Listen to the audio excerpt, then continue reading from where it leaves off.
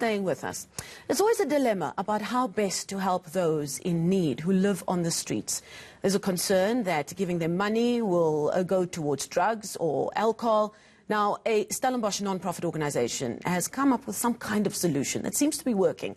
Heartflow sells vouchers which can be handed out in exchange for food, blankets, or even a night in a shelter. We're joined now via Skype by the director of Heartflow in Stellenbosch, Charles Reineke. Charles, thank you so much for joining us this morning. Now, I came across the story because I saw a tweet that went, I could say, viral in the past week or so. A woman tweeted about the fact that she gave a voucher from Heartflow to a homeless person begging on the streets of Stellenbosch. And she was quite taken aback by the reaction, the happy reaction that she received from this person and the friend that they were able to help as well.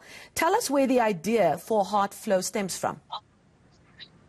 I must also, there actually has existed coupon systems in the past, but we worked really hard with all of our partners to create a more integrated system, which allows more services to be given. Now, this is quite an innovative idea by the sound of it. It seems to be online. You're using vouchers. Tell us how it works.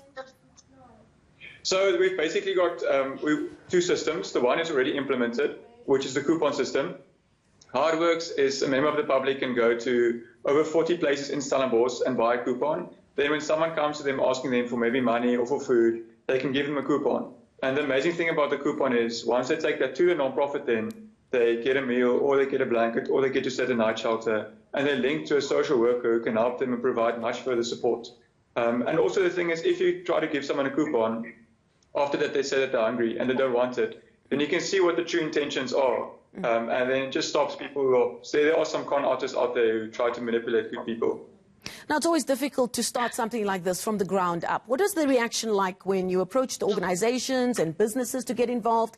And indeed, the reaction from the homeless who you're trying to help through this?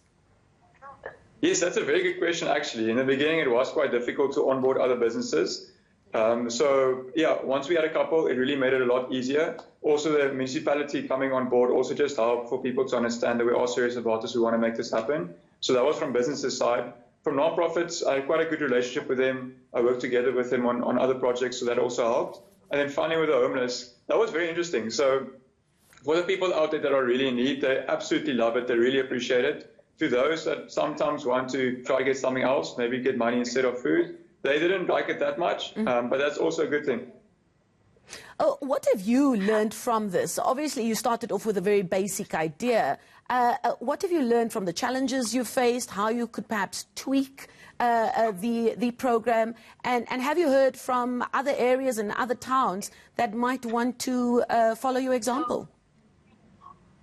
Yeah, so firstly, just to start off from the other areas, also because of that post, we've had requests from throughout the country asking to expand, and we're very open to that. So if people want to implement this in other areas, we would love to work with them, and they're welcome to contact us.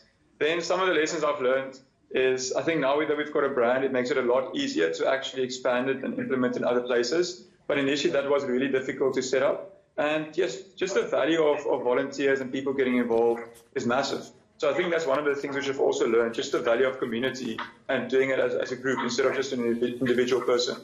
How have you gone about raising awareness about this program, getting to the end user, the people who you want to buy these vouchers so that they can hand it out? How have you gone about getting their attention? Yeah, that's again a very good question. So I'm an industrial engineer, I'm not a marketer, and this was quite a challenge for me initially.